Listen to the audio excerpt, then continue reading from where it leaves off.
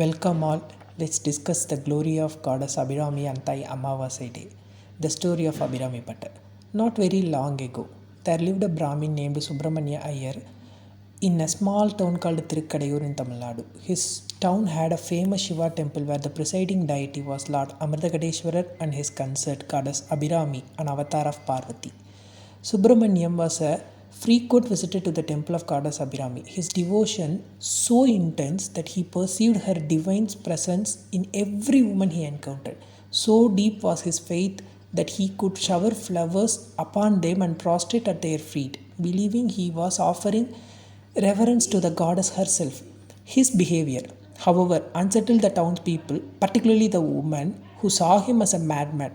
Over time, his name became synonymous with eccentricity, and the town dismissed him as mentally unstable.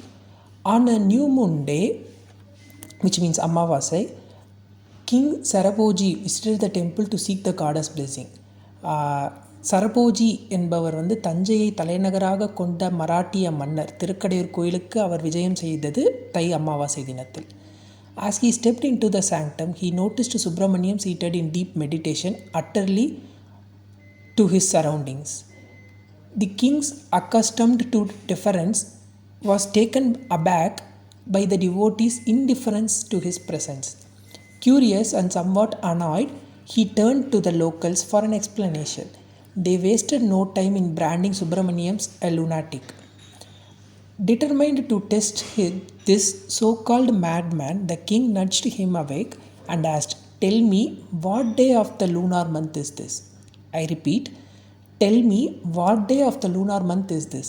The entire kingdom knew it was a new moon night, a time when darkness prevailed, with not even a silver on the moon visible in the sky. But Subramanyam, lost in his divine vision, saw only the luminous radiance of Abhirami's face glowing like countless moons. So, without hesitation, he declared it's a full moon night.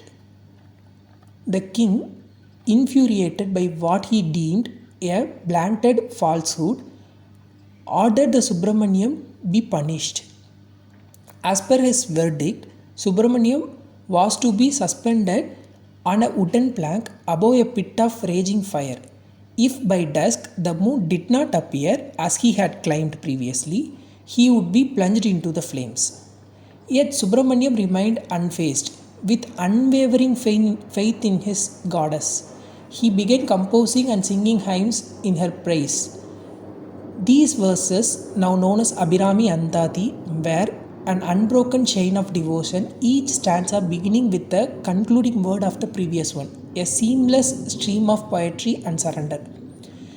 As each hymn flowed from his lips, the plank was lowered inch by inch towards the fire. Onlookers watched in breathless anticipation, unsure whether a miracle could unfold or if the man would meet his fiery end. As he completed his 79th hymn, legend holds that the goddess herself manifested before him, moved by his pure devotion. To recall the 79th hymn, which is like, விழிக்கே அருளுண்டு அபிராம வள்ளிக்கு வேதம் சொன்ன வழிக்கே வழிபட நெஞ்சுண்டு எமக்கு அவ்வழி கிடைக்க பழிக்கே சுழன்று வெம்பாவங்களே செய்து பால் நரக குளிக்கே அழுந்தும் கயவர் தம்மோடென்ன கூட்டினியே. So, back to the story. As he completed his 79th hymn, legend holds that the goddess herself manifested before him, moved by his pure devotion. With infinite compassion, she removed one of her radiant earring, which is Kundalam, and flung it into the sky. At that moment, the earring transformed into a dazzling spear, casting a divine glow over the night. The moon had risen where none should have been. Subramanyam's words had come true.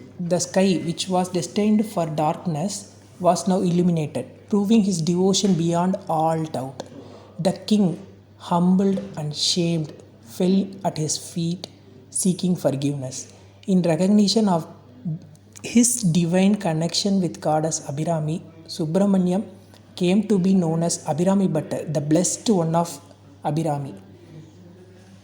His verses, Abhirami Andadi, continue to be recited by devotees even today. It is believed that chanting them, especially on full moon and new moon days, grants divine blessings, transforming the impossible into reality. As one of the hymn declares, Gangayum, Kaviriyum, Kamalam Sendamarayum, திங்களும் ஆதித்தனும் சேர்ந்த தெய்வமல்லால் அங்கதி நின்றால் அவுணர் குலம் வாழுமோ அபிராமி அந்தாதி அமுதமால் ஏத்துவோம்.